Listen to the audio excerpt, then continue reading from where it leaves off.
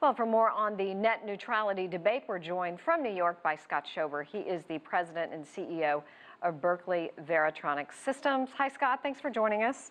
Hi. Thanks for having me back, Susan. Why is the FCC planning a repeal of net neutrality now? Is it political? Certainly a lot of this is very political. When we just think about who stands to gain, certainly the broadband providers, the ISPs, but the big guys, the Verizons, the AT&Ts, they're very powerful. They do happen to also do a lot of lobbying, so a lot of money that is directed toward agencies, the FCC and others. So it's extremely powerful, and there's a level of politics there. And what does it affect? It affects their bottom line. It will allow these companies that are providing these streaming services to actually control, as was mentioned there, a slow speed and a high speed. So it's kind of like a tiered pricing plan, what we might liken to maybe our cable company if we want to select certain channels here or there. That's what the future may certainly be like. So the internet companies are saying that rolling back these rules makes the telecom companies powerful gatekeepers to the information and all the entertainment that we all use, while the telecom companies are saying the existing rules prevent them from offering customers a wider selection of services at higher and lower prices. Who is right? There's probably some truths on both sides, so you could argue it either way. The challenge is it makes it hard for the consumer. It makes it hard for this small startup. Look at the example of Netflix, for example. They provide digital streaming content, 100 million subscribers, so they need a lot of bandwidth. That's very important for them. So basically, they would have to pay a lot more money to a Verizon, for example, or to a Time Warner to get that from point A to point B to their customers. But they can afford that. Say a small startup that's trying to do a streaming service, they can't afford to spend a premium so their customers could get content very fast. So it causes a very complex problem here. There's no easy solution to it, but it does look to me likely that this probably will be rolled back and they'll eliminate net neutrality as we know it, the free and open internet. So let's say I'm a Netflix consumer, which I am. Will my price go up, or does it depend on which company I subscribe my internet service with?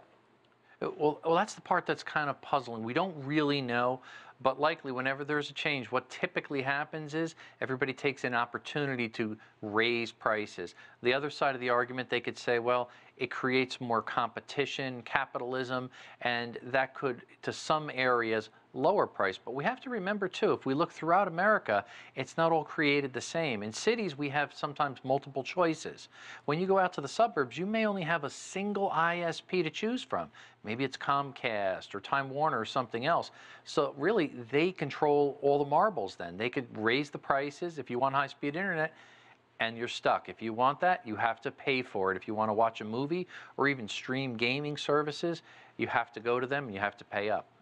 So the FCC Chairman GPI is saying the repeal actually means that the internet service providers will be required to be more transparent about their practices so the consumers can buy the plan they want. Is he saying they haven't been transparent? I think to some extent we could say they haven't been 100% transparent. It's very difficult to understand these the fee disclosures and other things. Now he's saying they have to put it in writing, they have to inform the consumer so they could make a choice. However, again, if you don't have a choice to make and you have a single provider, you really don't have a choice. They're going to tell you, here's what your cost is, and you have to pay it. So there is no cost at the end. So for the consumer, I don't think this is going to be a win-win situation, but certainly for the big guys, they're going to love it because it'll allow them to control the market. Also, it'll allow them to control the content to some degree. Think about a company like AT&T, who's looking at Time Warner. Now, they have a selfish motive. They could actually steer content one way or another versus another carrier. So there's certain controls there that would, again, affect the bottom line and allow them to make a whole lot more revenue. So these broadband providers and ISPs really do like this, and it looks like it's going that direction. All right, so the Internet Association, the lobbying firm, is saying that the telecom companies cannot offer different tiers of service. And they say it's depressed investment in building and expanding the broadband networks. Is there a way to measure this? Is there a way to tell?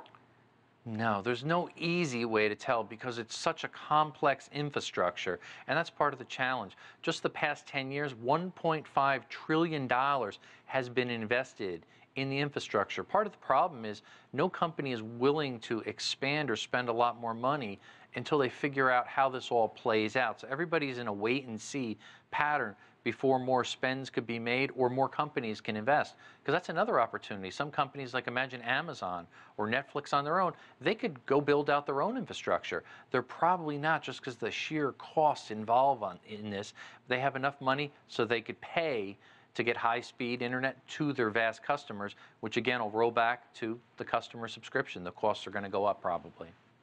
Okie dokie. Scott Schober with Berkeley Varitronics. Scott, thank you. Thank you so much.